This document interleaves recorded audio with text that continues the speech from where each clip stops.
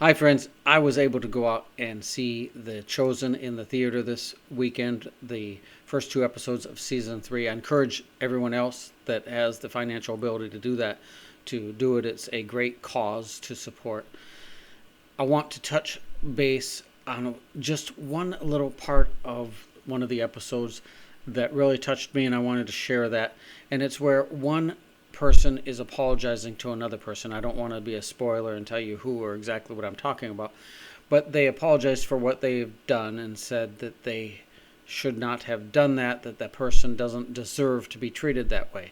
The person receiving the apology says, wow, I don't know what to say. No one's ever apologized to me before.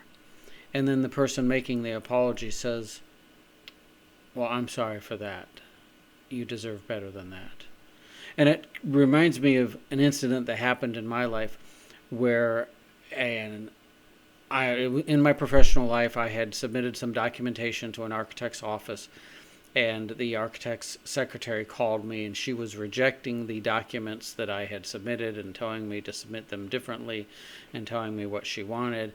And basically, I felt that what she wanted me to do was that she wanted me to do the architect's job. She was telling me that basically what I did was not sufficient and that I needed to do more. And basically, what she was trying to tell me to do was to do the architect's job for him. And I snapped at her and I spoke very aggressively, abrasively with her. And basically, I spelled out to her exactly what I was stating here is basically I was telling her what you want me to do is your boss's job. Instead of calling me on the phone and telling me to do it, you need to turn around and go tell your boss that he needs to do his job. Not tell me to do his job for him. So I was very, very rough, very abrasive with her.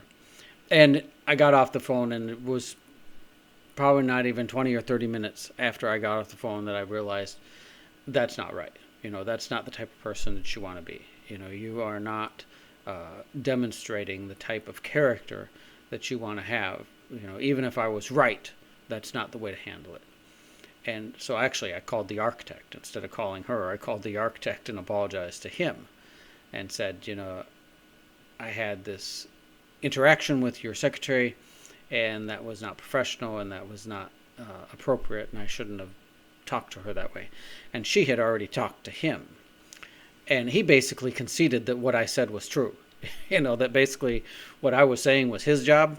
Yes, he was in agreement. It was his job, and basically he wanted me to help him out.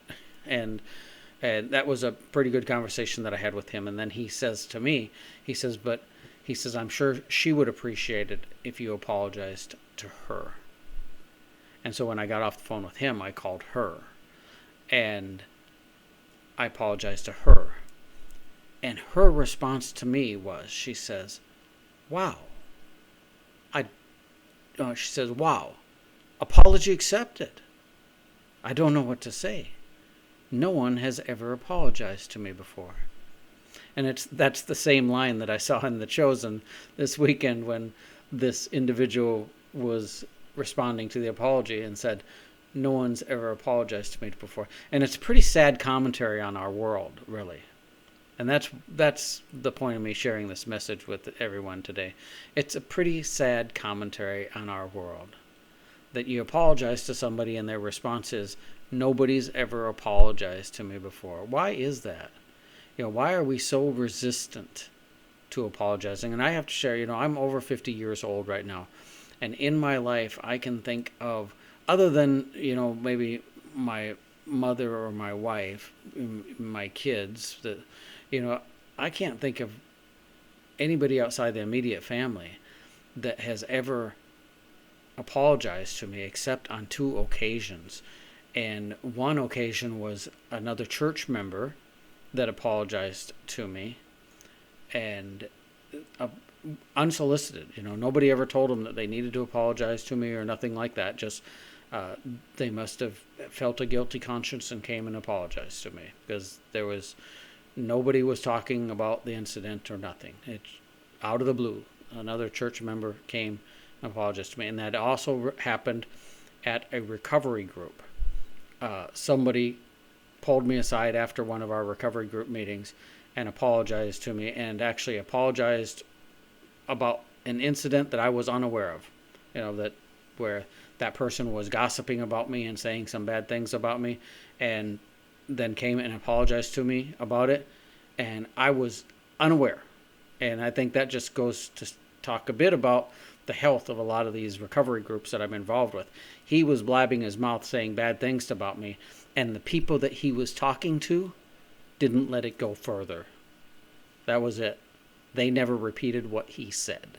They heard him, but that was the end of it. So it never got back to me that he was talking bad about me. But his conscience bothered him, and he came and later apologized to me. But like I said, that's only two, in over 50 years of life, there's only two occasions outside of my immediate family that anybody's ever apologized to me. But I've made a habit of it. So throughout my life, I've apologized to a lot of people other outside of just those in my immediate family, because I've learned that when I'm wrong, I need to admit it. I need to apologize. I need to prevent burning any bridges. I need to build bridges and not burn bridges. If you haven't seen The Chosen's first 2 episodes of season 3, it's in the theaters. If you're financially able, I encourage you to go out there and see it.